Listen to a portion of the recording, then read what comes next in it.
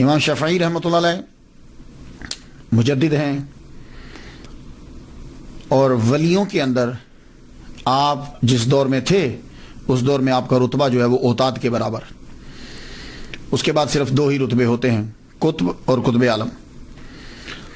ہمارا جیسے طریقہ ہے کہ ہم سب سے پہلے گفتگو کرتے ہیں نام کے اوپر۔ دوسری صدی کے مجدد اہل سنہ کے تیسرے بڑے امام محمد بن ادریس شافعی قریشی مطلبی مصری رحمۃ اللہ علیہ، آپ دوسری صدی کے مجدد ہیں۔ ابو داؤد میں ایک حدیث مبارکہ ہے کہ ہر 100 سال کے راس کے اوپر اللہ تعالیٰ ایک آدمی کو بھیجتا ہے کہ جو اس امت کے لیے ان کے دین کی تجدید کر دیتا ہے۔ تجدید کا مطلب کیا ہوتا ہے کہ نیا دین دیتا نہیں، 100 سال جب گزر جاتے ہیں تو کچھ نئی چیزیں جو ہے نا وہ داخل کر دی جاتی ہیں، یا ایسا ہوتا ہے کہ جو چیزیں غیر ضروری ہیں ان کو ضروری بنا لیا جاتا ہے، یعنی فروعات کو اصل سمجھ لیا جاتا ہے اور اصل کو ٹوٹلی چھوڑ دیا جاتا ہے۔ تو پھر وہ مجدد آ کے کیا کرتا ہے تو وہ دیکھتا ہے کہ اس زمانے کے اندر بیماری کیا پیدا ہوئی، تو وہ اس بیماری کو دور کرتا ہے اور اس کا علاج بھی جو ہے وہ بتلاتا ہے۔ تو امام احمد بن حنبل رحمۃ اللہ علیہ نے ان کو دوسری صدی کا مجدد جو ہے وہ قرار دیا ہے، اور واقعی اس میں کوئی اختلاف بھی نہیں ہے۔ اہل سنہ کے یہ تیسرے بڑے امام ہیں۔ امام جو ہیں وہ 4 ہیں، فقہ کے اندر امام جو ہیں وہ 4 قرار پائے۔ ویسے تو قرآن مجید اور حدیث مبارکہ سے استدلال کیا، استخراج جو ہے وہ کیا، استنباط جو ہے وہ کیا گیا، اور بہت سے ائمہ نے مسائل جو ہے وہ نکالے اور اخذ کیے، رائٹ۔ لیکن ساری مسلم امہ متفق ہو گئی کہ 4 امام ہیں، ان چاروں میں سے کسی ایک کے بھی پیچھے کوئی چلے تو وہ اہل سنہ میں شامل ہوگا۔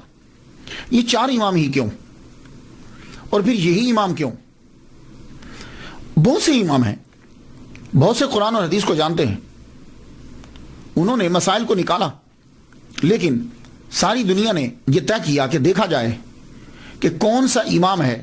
1-2 مسئلہ نہیں، پہلا انہوں نے یہ رکھا کہ امام اسے تسلیم کیا جائے گا کہ جس نے ولادت سے لے کر وصال تک کے تمام مسائل جو انسان کو پیش آتے ہیں وہ سارے جو ہیں وہ قرآن اور حدیث کے دلائل سے نکالے ہوں۔ یہ بات یاد رکھیے گا، قرآن اور حدیث کی روشنی سے نکالے ہوں پوری ایمانداری کے ساتھ، پہلی۔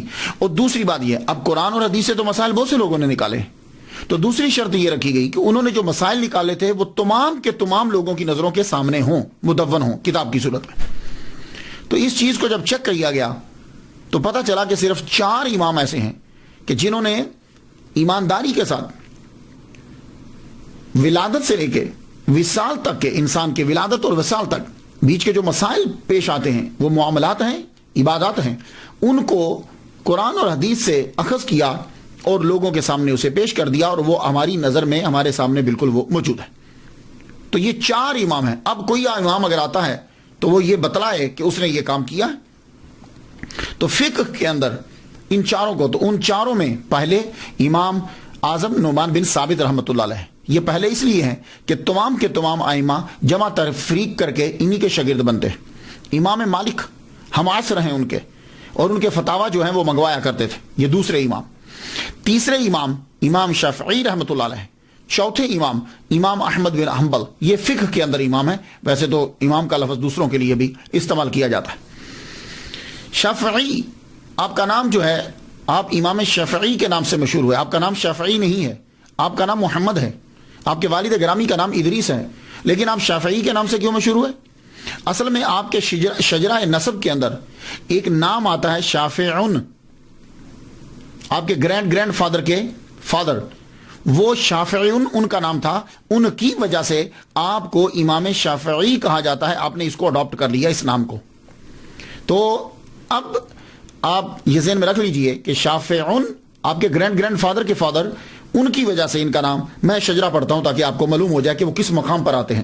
محمد آپ کا نام، آپ کے والد کا نام ادریس بن عباس بن عثمان بن شافعی، یہ آگے نا بیچ میں شافعی، بن اسائب بن عبید بن عبد یزید بن ہاشم بن عبد المطلب بن عبد مناف۔ تو یہ شافعی جو آیا تھا اس کی وجہ سے وہ امام شافعی جو ہے وہ کہلوائے۔ اب امام شافعی جو پروننسیشن ہے اس کے ضمن میں ایک بات کرتا جاؤں، بڑی اہم بات ہے. وہ بات یہ ہے کہ ہماری جو اردو زبان ہے اس کے اندر بہت سے الفاظ اڈاپٹ کیے گئے ہیں. ترکی سے لیے گئے ہیں، سنسکرت سے لیے گئے ہیں، عربی سے لیے گئے ہیں، ہندی سے لیے گئے. تو جب زبان کسی دوسری زبان سے لفظ کو لیا جاتا ہے تو پھر وہ جو اڈاپٹ کرتا ہے وہ اس کو پروننسیشن اپنا دے دیتا ہے، اس کو جو بولنے میں آسان لگتا ہے. اسی لیے جب آپ اکثر سنیں گے تو منہ سے نکلتا ہے شافعی شافعی امام شافعی امام شافعی. فا کے اوپر زبر پڑتے ہیں جبکہ فا کے اوپر زبر نہیں ہے، فا کے نیچے زیر ہے. وجہ یہ ہے کہ جو پنجاب سائڈ کے لوگ ہیں یا عام جس جگہ وہ رہ رہا ہے وہاں جب اڈاپٹ کیا گیا تو فا کے نیچے زیر اور عین کے نیچے زیر دونوں کو پروناؤنس کرنا پنجاب والوں کے لیے یا ہمارے لیے بڑا مشکل ہے. جیسے امام شافعی بہت مشکل ہوگا، تو شافعی جو ہے وہ بڑا آسان ہے ہمارے لفظ. تو اس لیے اکثر لفظوں کے ساتھ ایسا ہوا کہ جب اس کو معاشرے نے عام طور پر کچھ اور بولا اور اصل میں اس کا پروننسیشن اور ہوتا تھا. یہی وجہ ہے. آپ اکثر دیکھتے ہوں گے کہ بڑے پڑھے لکھے مقرر ہیں، انہوں نے ساری کتابیں پڑھی ہیں، لیکن جب تقریر کرتے ہیں تو پروننسیشن وہ بول جاتے ہیں. تو ایک آدمی بیٹھا ہوا یہ سمجھتا کہ شاید یہ غلط بول رہے ہیں. وہ غلط نہیں بول رہے. اگر آپ ان سے بیٹھ کر پوچھیں گے تو وہ آپ کو صحیح بتائیں گے. ہوتا یہ ہے کہ انہوں نے جو اپنی زندگی جو گزاری ہے اس ماحول کے اندر اس کا پروننسیشن وہ وہی تھا. جیسے کہہ دیتے ہیں میں نے فقہ پڑھی ہے، جبکہ یہ اس کا پروننسیشن الفقہ ہو ہے، فقہ ہو. ابھی میں ایک ڈکشنری دیکھ رہا تھا، اس کے اوپر بھی کاف کے اوپر زبر ڈلی ہوئی ہے، وہ اردو کی ڈکشنری تھی. تو اصل میں الفقہ ہو ہے. یہ میرے پاس ایک ڈکشنری ہے، مصباح اللغات ہے، ابھی میری لائبریری یہی میرے پاس موجود ہے.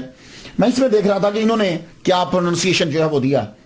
یہ دیتے ہیں الفقہ ہو، کسی شے کا جاننا. الفقہ ہو اسے بولتے ہیں. ویسے فقہ وہ جی میں نے فقہ پڑھی ہے، دیکھیں عام چلتا ہے نا، کیونکہ الفقہ یہ بولنا ذرا مشکل لگتا ہے ہمیں. تو اس لیے میں عرض کرنا چاہوں گا کہ اکثر ایسا ہوتا ہے کہ جب ہم کبھی لفظ بول رہے ہوتے ہیں تو بعض اوقات ہم اپنے معاشرے میں جو بولا جاتا ہے اس کو بول دیتے ہیں. اس کا مطلب یہ نہیں ہوتا کہ اس صاحب کو اس کے اصلی پروننسیشن نہیں آتا، لیکن بعض اوقات ساتھ بول دیا جاتا ہے. تو اسی طرح شافعی، امام شافعی، دیکھا نا بہت مشکل لگ رہا ہے. تو امام شافعی رحمۃ اللہ علیہ آپ قریشی بھی ہیں اور مطلبی کیسے، قریشی کیسے؟ دیکھیے یہ جو لفظ قریشی ہے مختلف جگہوں میں مختلف قوموں کی نشاندہی کرتا ہے. کراچی میں چلے جائیں تو وہاں جو قریشی ہیں وہ کسی ایک پیشے کی نشاندہی کر رہے ہیں. پنجاب سائڈ میں آ جائیں، قریشی ایک اور قوم کی نشاندہی کر رہے ہیں. اگر آپ عرب میں چلے جائیں گے تو وہاں اگر کسی کے ساتھ قریشی لگتا ہے تو اس کا مطلب یہ ہوگا کہ یہ بنو قریش، حضور صلی اللہ علیہ وسلم کا جو خاندان ہے ان سے اس کا جو ہے وہ تعلق ہے. تو آپ کا تعلق واقعی ہی حضور صلی اللہ علیہ وسلم کے خاندان سے ہے، اس لیے آپ کو قریشی بھی کہا جاتا ہے. اور مطلبی کیوں کہا جاتا ہے کہ آپ کا سلسلہ نسب جب ہم چیک کرتے ہیں تو وہ عبد المطلب سے جا کے ملتا ہے، اس لیے مطلبی بھی آپ کو کہا جاتا ہے. آپ فقیہ بھی ہیں اور مصری بھی، یہ بھی آپ کے ساتھ لفظ لگتا ہے الفقیہ. ایجپٹ کا آپ کو فقیہ کہا جاتا ہے. ہیرانی کی بات سنیے، رہنے والے آپ حجاز کے ہیں، مکہ کے، اور زیادہ وقت آپ نے مکہ اور مدینہ میں گزارا. صرف 5 سال آپ نے مصر میں گزارے، ایجپٹ میں. اور مشہور کہاں ہوئے؟ ایجپٹ میں. رہنے والے مکہ مدینہ کے، مشہور ہوئے جا کے ایجپٹ کے اندر. اور غلبہ اتنا ہے مصر میں، غلبہ اتنا آپ کا ہوا کہ آج بھی الازہر مسجد کا امام جو ہے وہ شافعی، امام شافعی رحمۃ اللہ علیہ کا ہی پیروکار ہوگا. تو چونکہ ذکر میں نے کیا امام جلال الدین سیوطی رحمۃ اللہ علیہ کا، تو وہ جن کے پیروکار ہیں میں نے کہا امام شافعی رحمۃ اللہ کی بارگاہ میں بھی نذرانہ پیش کرتا جاؤں. پیدائش آپ کی 150 ہجری میں ہے، بہت قریب، اور وصال 204 ہجری میں ہے. تو گویا کہ امام شافعی رحمۃ اللہ علیہ نے دنیا کے اوپر 54 سال صرف زندگی جو ہے وہ گزاری، لیکن اس 54 سال کے اندر آپ کمال کر گئے.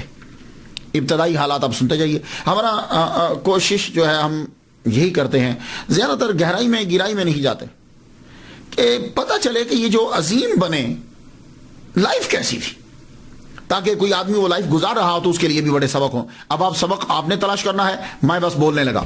ابتدائی حالات، آپ پیدا ہوئے غزہ ہاشم کے اندر،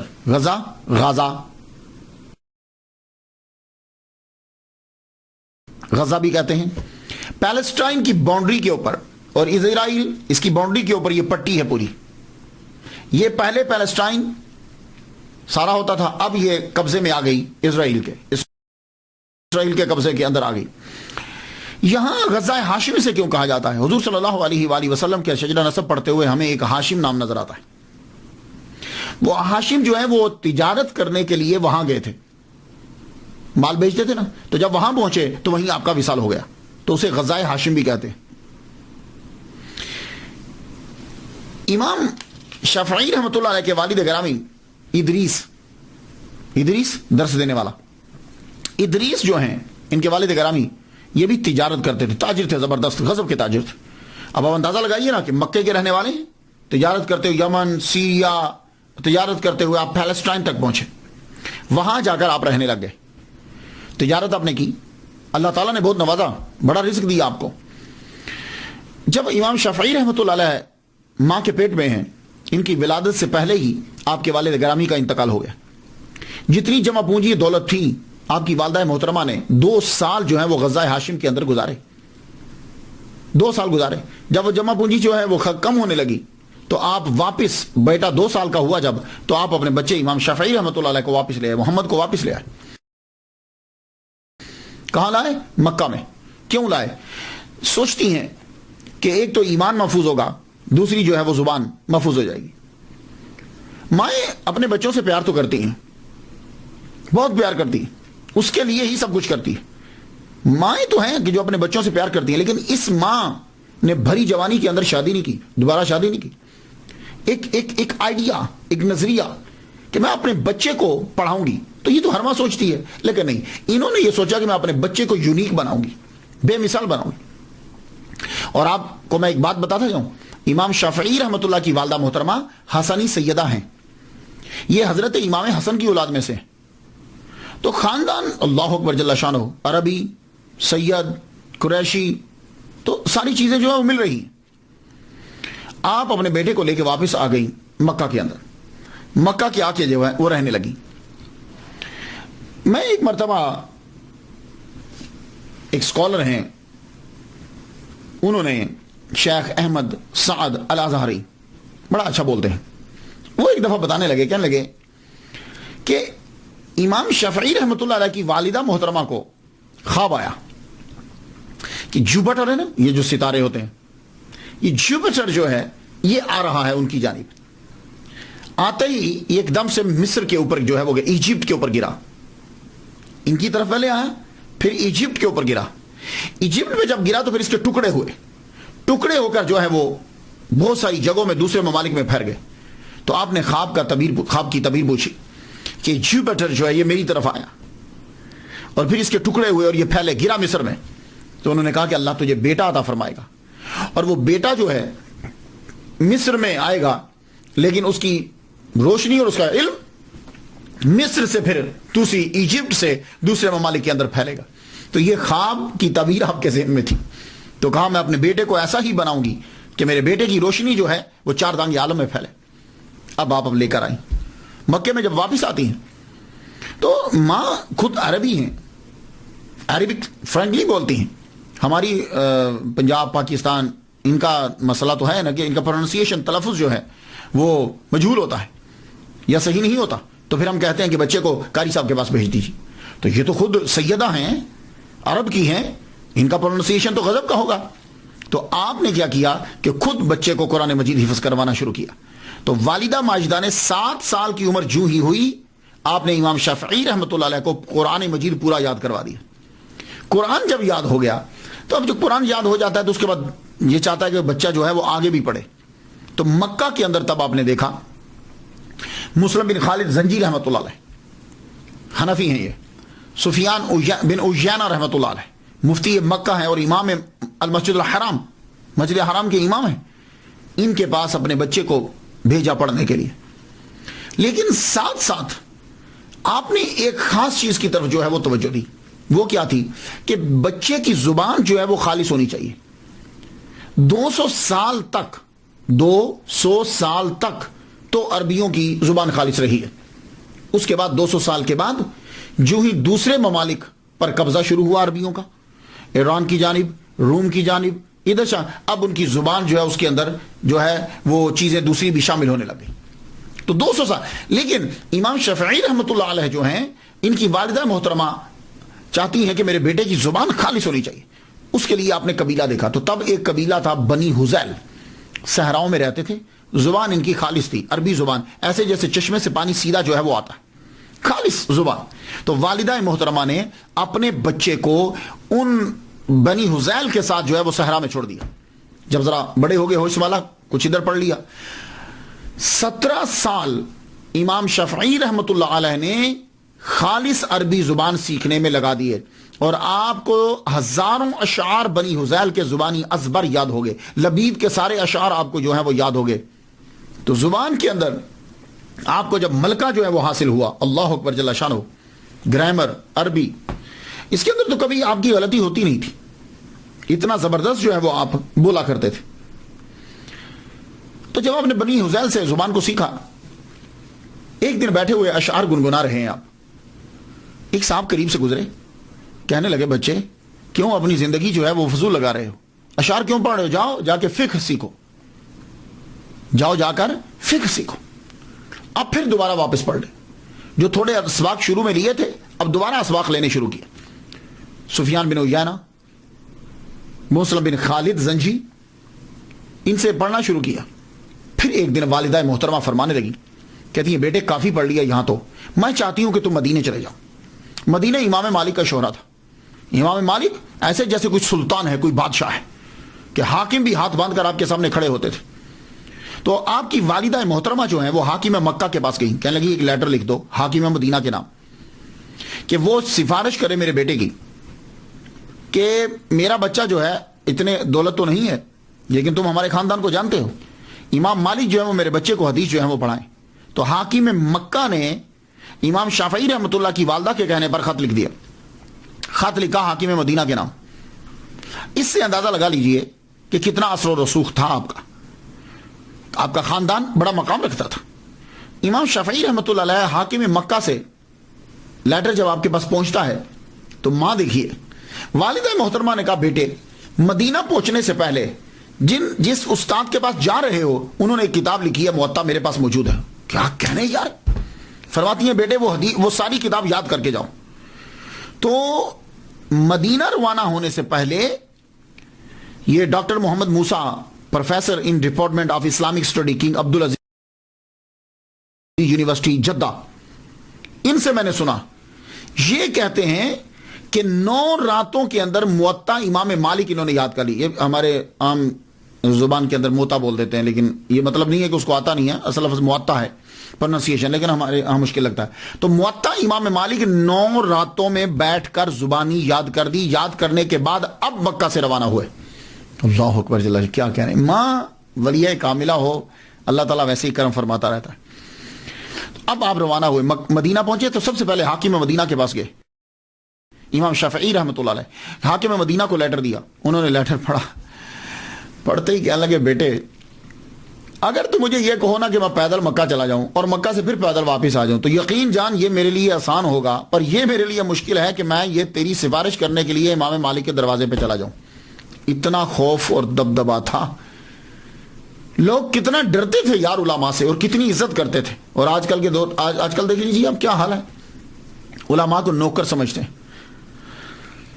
لیکن پھر بھی کہا حاکم مدینہ نے کہا ٹھیک ہے بیٹے چلو چلتے ہیں, اب تم اتنی دور سے آئے ہو. آپ دونوں چلے, حاکم مدینہ اور امام شافعی رحمۃ اللہ علیہ. امام مالک رحمۃ اللہ کے دروازے پہ پہنچے, دروازہ جا کے کھٹکھٹایا, بڑی دیر کے بعد اندر سے لونڈی آئی. کیا کام ہے, خط کا ذکر نہیں کیا, کہا امام سے ملنا ہے. امام کو اندر جا کے بتایا گیا کہ دونوں کے بارے میں بتلایا, حاکم مدینہ, اور بڑی دیر کے بعد لونڈی واپس آئی. آگے کہتی ہے کہ امام مالک کہہ رہے ہیں کہ مسئلہ ہے کوئی تو مجھے بتاؤ, اور اگر حدیث سننا ہے تو پھر تم مسجد نبوی میں چلے جاؤ, حلقہ جب ہوگا تو وہاں تمہیں حدیث سنا دی جائے گی. اب امام شافعی رحمۃ اللہ علیہ بولے, کہنے لگے نہیں میں حاکم مکہ کا خط لے کر آیا ہوں ان کے نام. وہ عورت اندر گئی, اندر جب گئی تو بڑی دیر کے بعد واپس آئی تو اس کے ہاتھ میں کرسی ہے. اب کرسی کہہ لیجئے جو بھی جس پہ بیٹھتے ہیں, وہ آ کے اس نے آ کے مکان کے سامنے رکھ دی, واپس چلی گئی. بڑی دیر کے بعد امام مالک, اب دیکھیے حاکم مدینہ وہ باہر کھڑے ہیں. اب آئے امام مالک, بہت خوبصورت جبہ پہنا ہوا, اب ٹھیک ٹھاک رہتے تھے. امام مالک کسی کے سامنے کھانا تک نہیں کھاتے تھے. آپ کی ایک وجاہت تھی آپ کی. باہر آئے, کرسی پہ بیٹھے, ہاں بولو خط کہاں ہے؟ وہ امام شافعی رحمۃ اللہ نے خط آگے بڑھایا. خط پڑھتے جائیں تو چہرے کا رنگ تک بدلتا جائے. اچھا, تو اب حدیث مبارکہ جو ہے وہ حاکموں کی سفارشات پر پڑھائی جائیں گی. جب آپ غصے میں آنے لگے تو امام شافعی آگے بڑھے, گفتگو شروع کی. اللہ اکبر. عربی, ادب, نفاست, موضوع الفاظ اور گفتگو کا انداز امام مالک رحمۃ اللہ کو بڑا متاثر کیا. آپ نے خط سائڈ پر رکھا, کہا بھائی ہم تمہاری گفتگو سے متاثر ہوئے, جاؤ ہم تمہیں اپنی شاگردی میں لیتے ہیں, تم ہمارے حلقے میں بیٹھا کرو, جاؤ فلاں آدمی کے پاس جاؤ اور اس کے پاس موطا ہے, وہ لے کر ہماری محفل میں آ جائیے گا. جب آپ کو اجازت مل گئی, اب حلقہ میں بیٹھے. حلقہ میں جب بیٹھے تو کہا تم کتاب نہیں لائے؟ کہا حضور مجھے آپ کی کتاب زبانی یاد ہے. یہ ایک اور حیران کن بات تھی. کہا مجھے آپ کی کتاب زبانی یاد ہے جو آپ نے لکھی ہے. اچھا, تو اب ایک روایت جو ہم سنتے آتے تھے کہ امام شافعی رحمۃ اللہ علیہ نے کھڑے کھڑے ساری سنا دی, اور بعض میں ہے کہ نہیں, پھر آپ آہستہ انہوں نے امتحان لیا, جہاں سے پوچھیں آپ بتاتے جائیں. کہا ٹھیک ہے تم ہمارے پاس رہ سکتے ہو. تو امام شافعی رحمۃ اللہ علیہ اب امام مالک رحمۃ اللہ علیہ کے پاس رہ کر سیکھنے لگے. ان کے پاس سیکھنے لگے. تو اب مجھے ذرا تھوڑا سا رکنا ہے یہاں, میں آپ کو بتا دوں امام مالک امام شافعی سے 57 سال بڑے ہیں. پہلی بات تو یہ ہے, پہلا تو یہ کہ امام مالک 57 سال 57 ایئرس اولڈ ہیں. امام اولڈر ہیں امام شافعی سے, یعنی گویا کہ 57 سال بعد امام شافعی پیدا ہوئے. اب امام شافعی ان کے پاس زانو تلمس طے کرنے کے لیے گئے تو امام مالک تقریباً 84 سال کے تھے. جب امام شافعی رحمۃ اللہ پڑھنے کے لیے گئے تو 84 سال کے تھے, کیونکہ 7 سال تو آپ نے قرآن پڑھا, 17 سال آپ نے بنی حذیل میں لگائے, تو 17 اور 7 24 بنے. ٹھیک ہے, تو مفتی ڈاکٹر علی جمعہ, یہ بھی بڑے اسکالر ہیں, مصری ہیں, وہ کہتے ہیں کہ 17 سال لگائے بنی حذیل میں. تو جب امام مالک سے پہنچے تو تقریباً 24 سال امام شافعی رحمۃ اللہ علیہ کی عمر تھی. 24 سال, جب تک اللہ نے چاہا امام مالک کے پاس ہی رہے. ایک جگہ میں نے پڑھا ہے کہ جب تک امام مالک زندہ رہے یہ ان کے پاس رہے. تو امام مالک کا وصال ہوا ہے 179 ہجری کے اندر. تو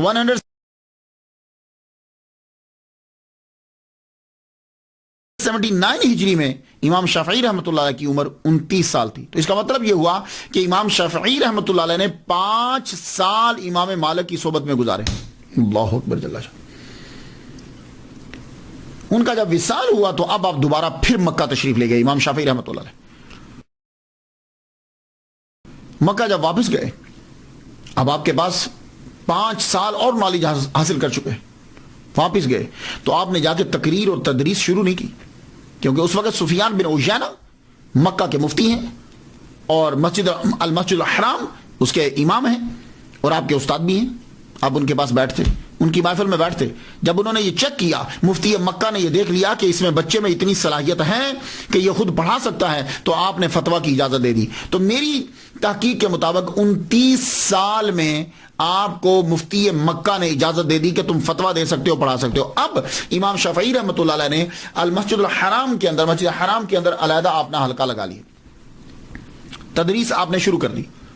اب ہوتا کیا تھا, مکہ جو ہے نا یہ ایک مرکز تھا روحانیت کا بھی اور علم کا بھی. پرانے دور کے اندر جو اولیاء کرام تھے وہ وہاں مجاور ہوتے تھے, بیٹھتے تھے, چلے کاٹتے تھے, وہی رہتے تھے. اور جو علماء ہوتے تھے, بڑا جو علامہ ہوتا تھا وہ وہاں بیٹھ کے پڑھاتا تھا. تو لوگ جب حج کرنے کے لیے آتے تھے تو وہ حج بھی کرتے تھے, اور جو تصوف کی طرف راغب ہوتا تھا وہ اولیاء کرام کی محفل میں بیٹھا رہتا, ان سے ملاقات ہوتی. اور جو علم پڑھنا چاہتا تھا وہ مسجد کے اندر جاتا, وہاں حلقہ جو ہے وہ لگا ہوتا تھا, وہ وہاں پڑھ لیتا. اب یہی طریقہ تھا. تو امام شافعی رحمۃ اللہ علیہ تدریس شروع کی تو موسم حج آ گیا. حج میں جب لوگ آئے تو مصر سے لوگ آتے, دور دراز سے, عراق سے, بغداد, ہر طرف سے آتے تھے لوگ. انہوں نے آ کر دیکھا کہ ایک 29 سال کا ینگ لڑکا جو ہے وہ بھی تدریس کا, اسے بھی اجازت دے دی گئی ہے. تو مفتی مکہ کی اجازت کے بغیر تو نہیں نا. تو اب جو سفیان بن عیینہ رحمۃ اللہ علیہ کی محفل میں بیٹھتے تھے ان میں سے اکثریت اٹھ کر اور جو نیل ہو گئے وہ امام شافعی رحمۃ اللہ علیہ کی محفل میں بیٹھنے لگے, حلقے میں بیٹھنے لگے. کیوں؟ اس لیے کہ آپ جب گفتگو کرتے تھے تو آپ کی گفتگو کے اندر جو ہے بڑی نفاست اور بدوانہ جو ہے نا, بدویوں کا جو گاؤں میں یعنی جو صحرا میں رہتے ہیں ان کا اسٹائل تھا, خالص اسٹائل. تو امام احمد بن حنبل رحمۃ اللہ علیہ بھی حج کرنے کے لیے آئے ہوئے تھے. تو وہ سفیان بن عیینہ رحمۃ اللہ علیہ کی حلقے کو چھوڑ کر امام شافعی رحمۃ اللہ کے حلقہ میں بیٹھ گئے. یہ تھی ان کی پہلی ملاقات. تو جب انہوں نے ان کی زبان سنی اور آپ کا علم سنا اور خدا کا کرم دیکھا تو آپ ان کی محفل میں بیٹھتے. کچھ عرصہ آپ نے جو ہے وہ لیکچر دیا ہے مسجد حرام کے اندر. پھر ہارون الرشید کو پتا چلا کہ بڑے قابل ہیں, کوئی نام جب ان کی شہرت پھیلی تو انہوں نے ان کو, ہارون الرشید نے امام شافعی رحمۃ اللہ علیہ کو یمن کا جج مقرر کر دیا. یمن کے ایک ضلع کا, نجران کا یا بعض کہتے ہیں کچھ اور. جب جج مقرر کیا تو یہ جج تھے وہاں کے, اور اس دور میں ہارون الرشید کے دور حکومت میں چیف جسٹس جو تھے وہ امام محمد بن حسن شیبانی رحمۃ اللہ علیہ تھے. جیسے مجسٹریٹ ہوتے ہیں چھوٹے ہوتے ہیں اور ایک ان کے اوپر چیف جسٹس ہوتا ہے, ایسے ہی امام محمد بن حسن شیبانی رحمۃ اللہ علیہ چیف جسٹس. اب امام شافعی رحمۃ اللہ علیہ جب ان کو یمن کے اندر بھیجا گیا تو ہارون الرشید نے آرڈر کر دیا کہ ان کو پابائے زنجیر لایا جائے اور قتل کر دیا جائے. یہ عجیب گھڑی بھری جو ابھی 31 سال کی عمر ہے اور آرڈر آ گیا کہ قتل کر دیا جائے. ہوا کیا تھا اصل میں؟ امام شافعی رحمۃ اللہ علیہ جو ہیں ان کو سیدوں سے بڑا پیار تھا, سادات سے. اس کی وجہ کیا ہے کہ ننہال جو ہے وہ سادات ہے, ننہال سادات ہے. تو آپ کو پتا ہے کہ بچے کو ننہال سے, ددہال کی بنسبت ننہال سے زیادہ پیار ہوتا ہے. آپ کی والدہ حسنی سیدہ ہیں. اور ایک دوسری بات یہ ہے کہ علوی جو ہے, علوی, ہارون الرشید کو یہ کان میں یہ بات ڈال دی گئی کہ آپ علویوں کی بڑی, علوی کسے کہتے ہیں؟ فاطمی وہ ہوتے ہیں جو بی بی فاطمہ الزہرا رضی اللہ تعالیٰ عنہا کے بچے امام حسن و حسین میں سے کسی کی اولاد میں. اور علوی وہ ہوتے ہیں کہ ماں فاطمہ نہیں ہے لیکن باپ علی ہے. مولا علی شیر خدا نے اور بھی شادیاں کی تھی تو انہیں علوی کہا جاتا. تو امام شافعی رحمۃ اللہ علیہ سیدوں کی بڑی عزت کرتے تھے. شافعی رحمۃ اللہ علیہ سیدوں کی بڑی عزت کرتے تھے. اس سے بعض لوگوں نے ان کو اہل تشیع میں شامل کر دی اور ہارون الرشید نے کہا کہ یہ میرے باغیوں کے ساتھ شامل ہیں, حکومت دوسروں کی لانا چاہتے ہیں. تو یہ کنفیوژن سا ہوا, لیکن ایسی بات نہیں تھی. آپ سادات کی ویسے ہی عزت کرتے تھے. اس کی مثال دوں. ایک مرتبہ آپ پڑھا رہے تھے, لیکچر دیتے ہوئے سیدوں کے بچے جو ہیں وہ بار بار کوئی چیز کھیل رہے تھے. وہ جب آتے آپ کھڑے ہو جاتے, وہ پھر چلے جاتے, پھر آتے آپ پھر کھڑے ہو جاتے, وہ پھر جاتے آپ, وہ پھر آتے پھر کھڑے ہو جاتے. کئی مرتبہ آپ کو ان کے لیے کھڑا ہونا پڑا. اور پھر سیدہ نفیسہ, نام سنا ہوگا آپ نے, بہت بڑا مزار ہے ان کا, سیدہ نفیسہ. اللہ اکبر جل شانہ. بہت انتہائی عقیدت تھی آپ کو ان سے. تو جب بھی آخری عمر کے اندر آپ بیمار ہوتے تو لڑکے کو بھیجتے, جاؤ جا کے دعا کروا کے لاؤ میرے لیے. تو وہ فرماتی جاؤ, اللہ تمہارے استاد کو شفا عطا فرمائے, اللہ تمہارے استاد کو شفا عطا فرمائے, اللہ تمہارے استاد کو شفا عطا فرمائے. آخری بار کیا کہ جاؤ جا کے دعا کروا کے لاؤ. دعا کروانے کے لیے گئے تو بچہ واپس آیا. کہاں کیا کہا انہوں نے؟ فرمانے لگے کہ وہ بچہ کہتا ہے, عرض کرتا ہے, حضور انہوں نے کہا جاؤ اللہ تمہارے استاد کا بھلا کرے. کہنے لگے لو بھائی اب تیاری کر لو, اب ہمارا وقت آ گیا ہے, اب تیاری کر لو, اب ہمارا وقت آ گیا. تو سادات سے محبت کی وجہ سے ہارون الرشید نے یہ سمجھا کہ شاید یہ ہماری حکومت کو ختم کرنا چاہتا ہے اور باغیوں کے ساتھ ملے ہو. تو اس نے کہا کہ پابا زنجیر بغداد میں لایا جائے اور قتل کر دیا جائے. آپ کو یہ آپ کی آمد ہو رہی ہے بغداد میں پہلی مرتبہ. چلو ہو سکتا ہے کہ پہلے بھی ہے لیکن تاریخ یہ لکھتی ہے. آپ جب وہاں پہنچے آپ کو پابند سلاسل کر دیا گیا. کیس جو ہے وہ پیش نہیں ہو رہا عدالت میں, یعنی آپ کو ہارون الرشید کے سامنے پیش نہیں کیا جا رہا. محمد بن حسن شیبانی, امام محمد جو ہیں یہ امام اعظم رحمۃ اللہ کے شاگرد ہیں اور چیف جسٹس سے ان کو پتا چل گیا امام شافعی کے بارے میں کہ وہ قید کر کے لائے گئے ہیں اور عدالت میں پیش نہیں کیے جا رہے. آپ فوراً گئے ہارون الرشید کے پاس, جا کے کہنے لگے تمہیں غلط فہمی ہوئی ہے, تمہیں غلط فہمی ہوئی ہے, میں جانتا ہوں, بہت قابل اور لائق لڑکا ہے, تو تم اسے قتل کا آرڈر نہ دو اور دربار میں حاضری کا موقع دو. واپس لیا گیا آرڈر، دربار میں بلایا گیا. امام محمد بن حسن شیبانی شاگرد رشید امام اعظم رحمۃ اللہ علیہ، آپ کی موجودگی میں جب امام شافعی رحمۃ اللہ علیہ تشریف لائے، آپ نے گفتگو کی، استدلال دلائل جب دیے، اور آپ نے اس انداز سے سمجھایا کہ ہارون رشید متاثر ہوا. اس نے کہا ٹھیک ہے آپ جائیے، جا سکتے ہیں آپ کو آپ کی نوکری پہ بحال کیا جاتا ہے. آپ فرمان لگے نہیں، میں واپس نوکری میں نہیں جاؤں گا، مجھے امام محمد بن حسن شیبانی رحمۃ اللہ کے پاس رہ کر مجھے فقہ سیکھنی ہے. یہ تھا ٹرننگ پوائنٹ ایک دوسرا. اب امام شافعی رحمۃ اللہ علیہ بغداد میں رہ رہے ہیں امام محمد بن حسن شیبانی رحمۃ اللہ علیہ کے ساتھ. یہاں رہ کر آپ نے اصول فقہ کو جو ہے وہ سیکھا ہے، ان کی صحبت اختیار کی. تو آپ نے اعلان فرمایا وہ امام اعظم کے شاگردوں کی صحبت اختیار کرے. اللہ نے استنباط کا دروازہ ان پر کھول دیا، اور فقاہت ہرگز نصیب نہ ہوتی اگر میں امام محمد بن حسن شیبانی کی کتب کا مطالعہ نہ کیا ہوتا. میں نے آپ نے ان کے پاس رہ کر یہ سیکھا کہ قرآن اور حدیث سے مسئلے کو نکالا کیسے جاتا ہے. یہ چیز سیکھی، اصول فقہ سیکھے، یہ چیز آپ نے سیکھی. اور تاریخ بغداد میں خطیب بغدادی، یہ خود شافعی ہیں، جلد دوئم صفحہ 166 پہ لکھتے ہیں امام شافعی نے فرمایا مجھ پر فقہ میں جس شخص کا سب سے زیادہ احسان ہے وہ امام محمد بن حسن شیبانی حنفی رحمت اللہ علیہ ہیں. یہ امام شافعی اقرار کر رہے ہیں. تو اب مجھے سمجھ نہیں آتی کہ جتنے شبابے ہیں یا امام شافعی کے فالوور ہیں وہ حنفیوں کو برا کیوں کہتے ہیں. وہ خود فرما رہے ہیں کہ مجھ پر ان کا احسان ہے، میں نے ان سے سارا سیکھا ہے کہ مسائل کو نکالنا کیسے. اور ایک بات اور یاد رکھیے گا، امام شافعی رحمۃ اللہ علیہ بالکل ایک واسطے کے ساتھ امام اعظم کے شاگرد ہیں. ایک واسطے یعنی بیچ میں ایک بندہ ہے. میں بتاتا ہوں، یاد رکھیے گا ذرا، گفتگو کرنے میں آسانی ہو جائے گی. امام شافعی رحمۃ اللہ علیہ شاگرد ہیں مسلم بن خالد زنجی رحمۃ اللہ علیہ کے، اور وہ شاگرد ہیں امام اعظم کے. تو بیچ میں مسلم بن خالد زنجی ایک، امام شافعی امام اعظم کے شاگرد. تاریخ الکبیر جلد 8ویں صفحہ 81 پہ امام بخاری نے لکھا ہے، اور یہ بات طبقات جلد اول صفحہ 115 پر بھی ہے کہ امام شافعی رحمۃ اللہ علیہ نے مسلم بن خالد زنجی رحمۃ اللہ سے روایت کی ہے. امام شافعی رحمۃ اللہ علیہ شاگرد ہیں حضرت علی بن زبیان کے، اور وہ شاگرد ہیں حضرت امام اعظم کے. تو بیچ میں ایک. تہذیب الکمال جلد 20 صفحہ 497 پہ ہے کہ امام شافعی نے ان سے بھی روایت کی ہے. امام محمد بن حسن شیبانی رحمۃ اللہ علیہ شاگرد ہیں امام اعظم رحمۃ اللہ کے، شاگرد رشید ہیں. اور امام شافعی رحمۃ اللہ علیہ امام محمد بن حسن شیبانی کے شاگرد ہیں. تو ابن حجر اسقلانی شافعی رحمۃ اللہ علیہ لسان المیزان جلد 5ویں صفحہ 121 پہ لکھا ہے کہ امام شافعی خود تحریر فرماتے ہیں کہ میں نے امام محمد سے اتنا سیکھا کہ اس کا بوجھ ایک مذکر اونٹ جو ہے وہ اٹھائے گا، نر اونٹ اٹھا سکتا ہے. سارے لوگ فقہ میں اہل عراق کے عیال ہیں، اہل عراق کوفہ کے، اور سارے اہل کوفہ امام ابو حنیفہ رحمت اللہ علیہ کے. یہ ابن حجر اسقلانی لسان المیزان میں لکھے. اب آپ بتائیے وہ لڑائی کس بات کی ہے؟ امام محمد بن حسن شیبانی حنفی سے سیکھنے کے بعد اب امام شافعی رحمۃ اللہ مکہ آ گئے. کچھ عرصہ رہے، پھر مکہ سے یمن گئے، کئی دفعہ یمن گئے، پھر عراق کا بھی کئی دفعہ سفر کیا. اس کے بعد آپ عراق گئے، لیکن مشہور سب سے زیادہ کب ہوا؟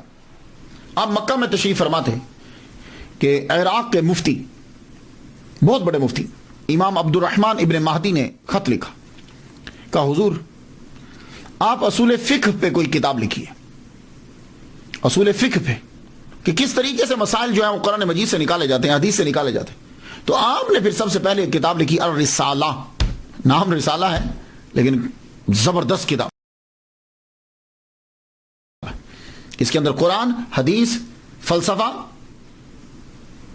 جو اسلامی فلسفہ ہوتا ہے، ناسخ منسوخ، یہ ساری چیزیں جو ہے اس کے اندر جمع کر دی اور مسائل اس کے اندر تحریر کی ہے. اور یہ کتاب آپ نے بغداد بھیج دی، روانہ کر دی عراق. یہ کتاب جب پہنچی تو اس کتاب نے تہلکہ مچا دیا، علمی حلقے کے اندر تہلکہ مچا دیا. امام کی یہ کتاب مفتی عبد الرحمن ابن مہدی نے جب پڑھی تو بول اٹھے کہ امام شافعی جیسا کوئی عالم نہیں ہے. ہر نماز کے بعد وہ امام شافعی رحمۃ اللہ علیہ کے لیے دعا کرنے لگ گئے اور کرتے رہے. امام شافعی رحمۃ اللہ علیہ کے شاگرد ہیں امام مزنی رحمۃ اللہ علیہ. امام مزنی کہتے ہیں کہ میں نے 500 مرتبہ اور رسالہ کتاب کو پڑھا ہے, ریڈ کیا ہے. I read 500 times. 500 مرتبہ. اس کتاب رسالہ کی جب شہرت ہو گئی اس کے بعد آپ بغداد گئے. جب بغداد گئے تو علماء, فضلاء, شرفاء سب کو پتہ چلا اب لوگ آپ کو دیکھنے کے لیے آئے, آپ کی باتوں کو سننے کے لیے آئے. تو عراق میں بغداد میں جب آپ تشریف لے کر جاتے تو وہاں آپ کی ملاقات امام احمد بن حنبل سے زیادہ رہتی. ویسے تو آپ اور بھی جگہوں پہ لیکچرز دیتے, امام احمد بن حنبل آپ کو بلاتے. اور جب تک امام شافعی رحمۃ اللہ علیہ بیٹھے رہتے, امام احمد بن حنبل یوں جیسے شاگرد ہیں باادب ہو کر ان کے سامنے رہتے. اور جب امام شافعی رحمۃ اللہ اپنے خچر پر بیٹھ کر تشریف لے جانے لگتے تو امام احمد بن حنبل ان کے خچر کے ساتھ ساتھ چل رہے ہوتے. ایک دن بیٹے نے پوچھ لیا, آپ اتنے مشہور عالم ہیں, اتنے بڑے علامہ ہیں, تو آپ امام شافعی رحمۃ اللہ کے ساتھ یوں کیوں چلتے ہیں؟ کہا بیٹے اگر فقہ سیکھنی ہے, جیورسپروڈنس فقہ سیکھنی ہے, یوں ہی ان کے خچر کے ساتھ چلنا پڑے گا. اور امام احمد بن حنبل خود اتنے بڑے علامہ, گھر کے اندر اکثر تعریف کرتے رہتے. امام شافعی یہ ہیں, وہ اتنے اچھے ہیں, رات بھر جاگتے ہیں, قرآن پڑھتے ہیں, ذکر کرتے ہیں, تہجد پڑھتے ہیں, کھانا کم کھاتے ہیں, زیادہ تر لکھتے بول پڑھتے ہیں. ایک دن گھر کے اندر دعوت کر دی گئی. امام احمد بن حنبل کی بیٹیاں تھیں. آپ کہا کرتے تھے جب بیٹی پیدا ہوتی تو کہتے کہ انبیاء اکثر بیٹیوں کے باپ ہوئے. اللہ اکبر جل شانہ. ایک دن دعوت کی, اپنی بچیوں کو بتایا میرے دوست آ رہے ہیں, امام آ رہے ہیں, استاد آ رہے ہیں. انہوں نے کھانا پکایا. تو آپ کو پتا ہے کہ عادت یہ ہے کہ جب کھانا پکایا جاتا ہے تو مہمان کے آگے سب رکھ دیتے ہیں کہ چلو جو بچے کا بعد میں کھا لیں گے. کھانا رکھا گیا. امام شافعی رحمۃ اللہ پورا کھانا, ساری روٹیاں, سالن سارا کھا گئے. خالی برتن واپس گئے تو لوگ پریشان ہو گئے, گھر والے سارے, لیکن پوچھا کوئی نہیں. لوٹا پانی کا بھر کے رکھ دیا, صبح اٹھ کے تہجد پڑھیں گے. لیکن جب فجر کے وقت اندر گئے تو دیکھا تو لوٹا پانی کا بھرا پڑا ہے. وہ لوٹا اٹھا کے باہر لے گئے. اب بیٹیاں بھی حیران ہوئی اور روجا بھی, چکر کیا ہے؟ آپ تو کہتے تھے کہ کھانا کم کھاتے ہیں, پورا کھا گئے, اور آپ کہتے ہیں تہجد پڑھتے ہیں. تو انہوں تو لگتا ہے کہ سوئے رہے ہیں, تہجد پڑھی ہی نہیں انہوں نے. آپ فجر میں اندر گئے ہو تو لوٹا ویسے ہی پڑا ہوا ہے. امام احمد بن حنبل جو ہیں انہوں نے جب پوچھا, آپ کمرے میں داخل ہوئے, امام شافعی رحمۃ اللہ علیہ اوتاد ہیں, بڑے ولی کامل اس دور کے. آپ نے چہرہ پڑھ لیا, کہنے لگے ایک بات تو بتاؤ. کہا کیا؟ یہ کھانا کا پروسیجر کیا ہے, کیسے پکاتے ہو آپ لوگ؟ تو امام احمد بن حنبل بتانے لگے کہ میری بیوی, میری بیٹی ہیں, ان کا طریقہ یہ ہے کہ کھانا جب پکاتی ہیں گندم پہلے نکالتی ہیں. تب کیا ہوتا تھا, گندم صبح کے ٹائم پیستے تھے گھر کے اندر ہی. گندم نکالتی ہیں تو قرآن پڑھتی ہیں, پیستی ہیں تو قرآن پڑھتی ہیں, آٹا گھونتی ہیں تو قرآن پڑھتی ہیں, پکاتی ہیں تو قرآن پڑھتی ہیں. کہنے لگے بس یہی تو میں سوچ رہا تھا. فرمانے لگے بات ٹھیک ہے, میں کھانا بہت کم کھاتا ہوں. کھانا نہیں, کیونکہ کھانا کھانے سے پیٹ بھرتا ہے, زیادہ کھائیں تو بخارات اٹھتے ہیں, آدمی کو نیند آتی ہے, سوچ نہیں پاتا. میں کھانا بہت کھاتا ہوں, لیکن بہت کم کھاتا ہوں. لیکن یہ کھانا جب میرے سامنے آیا, میں نے پہلا لقمہ توڑا, توڑ کر چبا کے جب وہ میرے حلق سے نیچے اترا, وہ پیٹ میں گیا, میرا قلب شروع ہو گیا, یعنی ذکر کرنا شروع ہو گیا. تو میں سمجھ گیا کہ کوئی اسپیشل کھانا ہے. تو میں نے خود سے کہا آج جتنا ہے یہ کھا لے, شاید زندگی میں ایسا کھانا پھر دوبارہ نصیب نہ ہو. اللہ اکبر جل شانہ. تو فرمان لگے وہ میں سارا کھانا کھا گیا. ساری رات میرا قلب جاری رہا, ذکر کرتا رہا. میں سویا ہی نہیں. میں سوتا تو میرا وضو ٹوٹتا, وضو ٹوٹتا تو میں وضو کرتا نا, تو وضو کرتا تو پانی استعمال ہوتا. میں سویا ہی نہیں. اللہ اکبر جل شانہ. یہ تھے لوگ اور وہ تھے گھر والے. آپ دوسرے محدثین کی طرح بالکل نہیں. امام احمد بن حنبل آپ کے بارے میں کہتے ہیں کہ آپ دوسرے محدثین کی طرح نہیں ہیں. محدث جو ہے نا, محدث کسے کہتے ہیں؟ جو حدیث کو زبانی یاد کرتا ہے لیکن اس کو مسئلہ نکالنا نہیں آتا. کوئی بندہ مسئلہ پوچھنے آ جائے تو وہ اسے پرابلم ہو جائے گی. حدیثیں تو یاد ہیں. تو فرماتے ہیں کہ دوسرے بھی محدثین تھے لیکن ان کے اوپر فقہ کا دروازہ بند تھا. یہ واحد محدث ہے کہ اللہ تعالیٰ نے اس کے اوپر فقہ کا دروازہ بھی کھول دیا, کیونکہ یہ اسناد کے اوپر اپنا وقت نہیں لگاتا, فلاں فلاں فلاں فلاں فلاں فلاں نہیں. یہ متن کی طرف دیکھتے ہیں کہ متن کے اندر کیا بیان کیا گیا اور اس سے مسائل کو کیسے نکالا جاتا ہے اور لوگوں سے گفتگو جو ہے وہ کس طرح کی جاتی ہے. یہ امام احمد بن حنبل فرماتے ہیں. 40 سال تک امام احمد بن حنبل ان کے لیے ہر نماز کے بعد دعا کرتے رہے. 40 سال تک. ایسے لوگ جن کے لیے دعا کریں ان کا کتنا بڑا رتبہ ہوگا. آپ ولی کامل ہیں, آپ کی بڑی کرامات ہیں. میں ایک کرامت بیان کر دوں جو بغداد کے اندر ہے. ہارون الرشید کے پاس روم کے لوگ آئے, بادشاہ نے بھیجا, کچھ راہ بھیجے, یہ مناظرہ کریں گے تمہارے علماء کے ساتھ, اگر تم لوگ جیت گئے تو ہم جزیہ دیں گے, ادروائز ہم جزیہ نہیں دیں گے. انہی دنوں میں عراق میں امام شافعی رحمۃ اللہ تشریف لائے ہوئے تھے. ہارون رشید نے علماء کو بلا لیا, اور جب بلایا تو آپ بھی تشریف لے گئے. کہا بھائی راہب آئے ہیں, وہ کہتے ہیں کہ اگر تم ہار گئے تو ہم جزیہ نہیں دیں گے, کون ہے تم میں سے جو ان کا مقابلہ کرے؟ امام شافعی رحمۃ اللہ نے فرمایا میں کرتا ہوں مناظرہ, لیکن شرط یہ ہے کہ مناظرہ دریا کے کنارے پہ ہوگا. سب لوگ دیکھنے لگے, وہ خاص وجہ ہے؟ میں ہاں.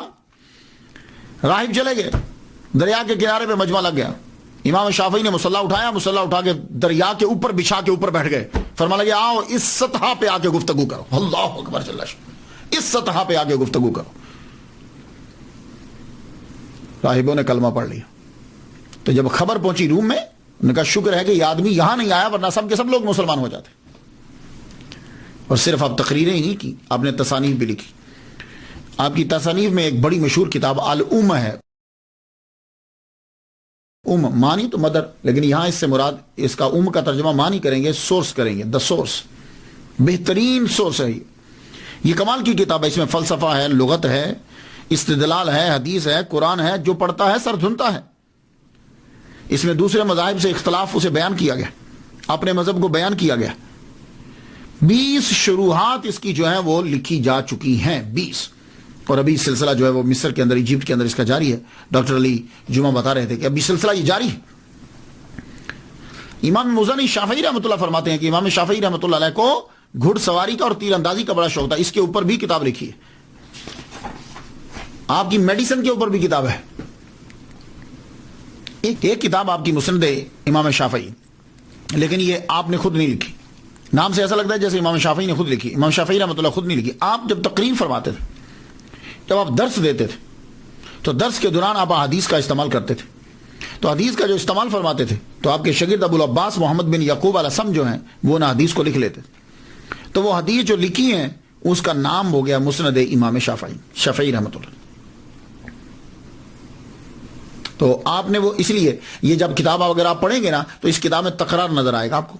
تو اس لیے یہ ہوتا ہے, آج لیکچر دیا, ایک حدیث بیان کی, تو کل کے لیکچر میں پھر شاید دلیل آ گئی تو وہ حدیث بیان کر دی, تیسرے لیکچر یا 4 لیکچر چھوڑ کر چھٹے میں پھر آ گئی, تو اس لیے تکرار نظر آئے گا. امام شافعی رحمۃ اللہ کی جو ایک بات ہے یونیک, وہ عربی میں مہارت ہے. امام شافعی رحمۃ اللہ علیہ نے بنی حذیل کے اندر 17 سال گزارے, صحرا میں رہ کے زبان کو سیکھا ہے. تو اس دور میں آپ کو عربی زبان میں اتھارٹی تسلیم کیا جاتا. لبید کے ہزاروں اشعار آپ کو یاد تھے, خود بھی آپ شاعر تھے. آپ جب مصر تشریف لائے تو کچھ لوگ تو آپ سے سیکھنے کے لیے آتے, کچھ صرف آپ کو سننے کے لیے آتے کہ عربی کتنی کمال کی بولتے. سیرت ابن ہشام کے مصنف خود عربی کے ماہر ہیں. انہوں نے جب امام شافعی رحمۃ اللہ کو عربی بولتے ہوئے سنا تو حیران رہ گئے. لکھتے ہیں کہ میرے خیال میں نہ تھا کہ ایسا عمدہ آدمی, ایسی خوبصورت زبان بولنے والا کوئی اللہ نے پیدا کیا ہے. امام اسماعی کا نام سنا, عربی ادب اور گرامر کے امام ہیں. یہ امام شافعی رحمۃ اللہ کے شاگرد ہیں. کوئی زبان ہوتی ہے نا, تو اس کے اندر اصل مشکل چیز شاعری ہوتی ہے. کوئی بھی زبان مشکل چیز شاعری ہوتی ہے. اردو زبان ہے, عام آپ بول لیں گے, لیکن شاعری مشکل ہوگی. انگلش زبان ہے, آپ بول سکتے ہیں, لیکن اس کے اندر شاعری مشکل ہوگی. عربی زبان ہے, لیکن اس کے اندر مشکل شاعری ہوگی. اور پھر شاعری بھی اسلام سے 100 سال قبل کی. ایک شاعر گزرا ہے الشمفرہ, 100 سال قبل, اسلام کے ظہور سے 100 سال قبل کا شاعر ہے. اس کی عربی اتنی مشکل ہے کہ جیسے شیکسپیئر کے ڈرامے ہیں نا, اس کے اندر جو زبان استعمال کی گئی آج کے دور میں ترجمہ کرنا مشکل ہو جاتا ہے. تو اس کی شاعری کے الفاظ بھی شیکسپیئر کی انگلش سے بھی بہت مشکل ہیں.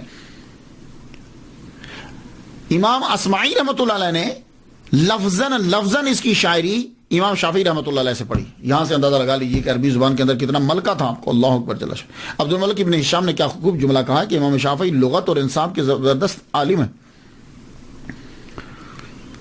اور آپ کے اندر سخاوت بھی حد درجہ کی تھی. اکثر عمرا یا لوگ آ کر آپ کو نذرانہ دیتے, آپ لے لیتے, نہ نہیں کرتے. ہارون رشید جب آپ کو دیتا آپ لے لیتے, پکڑ لیتے, لیکن کرتے کیا تھے؟ ہارون رشید تھیلی بھری ہوئی دے دیتا, اشرفیوں کی, دینار کی, دراہم کی. آپ لے کر جب نکلتے تو تقسیم کرتے جاتے, گھر پہنچتے تک تمام جو ملا تھا وہ ختم ہو چکا ہوتا. ایک مرتبہ مقام صنع سے مکہ کی طرف جا رہے ہیں، مکہ پہنچے آپ، وہاں خیمہ لگا آپ کا، 10,000 دینار تھے آپ کے پاس، دراہم نہیں دینار تھے آپ کے پاس۔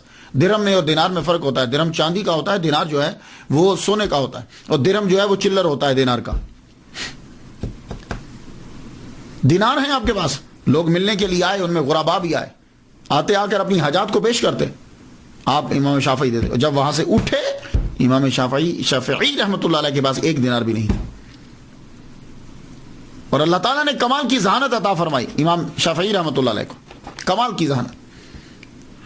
ویسے تو ذہین بچپن ہی سے ہیں، مثال دے دیتا ہوں، اس پہ دلیل دینے کی ضرورت نہیں، اب میں کہوں کہ سورج نکلا تو چمکا تھا، اس پہ دلیل دو نہیں، ذہانت خود امام شافعی کا نام ہی کافی ہے ذہانت کے لیے، لیکن پھر بھی مثال دے دوں۔ امام احمد بن حنبل رحمۃ اللہ علیہ کے پاس ایک دن بیٹھے ہوئے ہیں، تو امام احمد بن حنبل کا یہ عقیدہ کہ جو نماز چھوڑ دیتا ہے وہ کافر ہے، من ترک الصلاۃ متعمدا فقد کفر، جو جان بوجھ کا نماز چھوڑے وہ کافر ہے۔ تو آپ نے فرمایا جب کوئی نماز جان بوجھ کے چھوڑتا ہے کافر ہو جاتا ہے تو پھر مسلمان کیسے ہوگا؟ تو امام کہنے لگے کہ جی وہ پھر نماز پڑھے، تو آپ نے فرمایا جب اس نے نماز چھوڑی تھی تو وہ کافر ہو گیا، اب نماز پڑھے تو مسلمان ہو گیا، تو کافر کی نماز کس طرح صحیح ہوگی؟ امام احمد بن حنبل خاموش ہو گئے۔ تو ذہانت اللہ تعالیٰ نے انہیں عطا فرمائی، اور شاعری ظاہر ہے کہ جس کو زبان پر عبور ہو وہ شاعری ویسے ہی نکلتی ہے، وہ کلام، لیکن آپ نے شاعری بڑی عمدہ کی ہے، خوبصورت کی، بڑی سادہ کرتے ہیں تاکہ بات سمجھ میں آ جائے، اور ایسی کرتے ہیں کہ جس میں حقیقت ہوتی ہے۔ فرماتے ہیں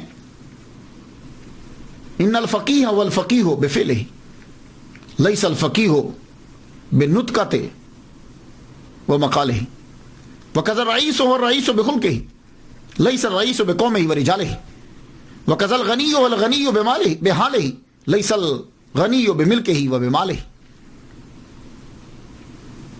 رئیس امیر آدمی، رئیس سردار وہ ہے کہ جو اپنی جس کی عادتیں جو ہیں وہ سرداروں والی ہوں، یہ نہیں کہ سردار وہ ہے کہ اس کے پاس ایک قوم ہے بہت سارے بندے ہیں، نہیں، یہ نہیں، اس کی عادات سرداروں والی ہونی چاہیے۔ اور فرماتے ہیں غنی وہ نہیں، غنی اسے کہتے ہیں کہ جو جس کی حالت سے غنا جو ہے وہ ثابت ہو، وہ غنی نہیں ہے کہ اس کے پاس بے ملک ہی و مال ہی، مال ہے اور اس کے پاس بڑی ملکیت ہے، بڑی چیزیں ہیں، نہیں، اس کے حال سے پتہ چلے گا کہ وہ غنی ہے۔ آپ کی باتیں کمال کی ہوتی تھی۔ فرماتے ہیں عجز و انکساری سے علم حاصل کرتا ہے وہ کامیاب ہوتا ہے، جو بندہ عاجزی ہو انکساری سے علم حاصل کرے اس کو پھر علم اس کے من میں آتا، اور جو یہ لے کہ میں اتنے بڑے خاندان کا چشم و چراغ ہوں، علم اندر نہیں جاتا۔ اس لیے آپ نے دیکھا ہوگا، اب ہسٹری کا مطالعہ کر لیجیے، غلاموں کے بچے، غریبوں کے بچے بڑے بڑے عہدوں پہ فائز ہوئے اور علم ان کو حاصل ہوا، اور جو بڑے بڑے تھے وہ اسی میں رہے کہ پدرم سلطان بود، پدرم میرا ابا بہت بڑا، میرا ابا بہت بڑا۔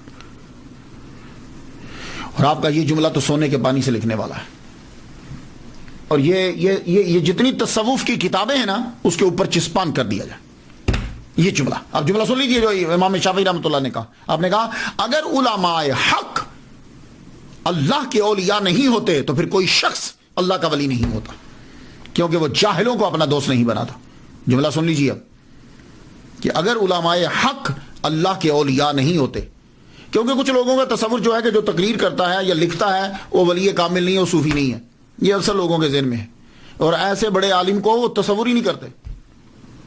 تو آپ نے فرمایا کہ اگر علماء حق اللہ کے اولیاء نہیں ہوتے تو پھر کوئی شخص اللہ کا ولی نہیں ہوتا، کیونکہ وہ جاہلوں کو اپنا دوست نہیں بناتا۔ تصوف کے اندر امام شافعی رحمۃ اللہ علیہ کو ایک مقام حاصل ہے۔ یہ جو اولیاء کرام کی کابینہ ہوتی ہے نا، 300 اولیاء،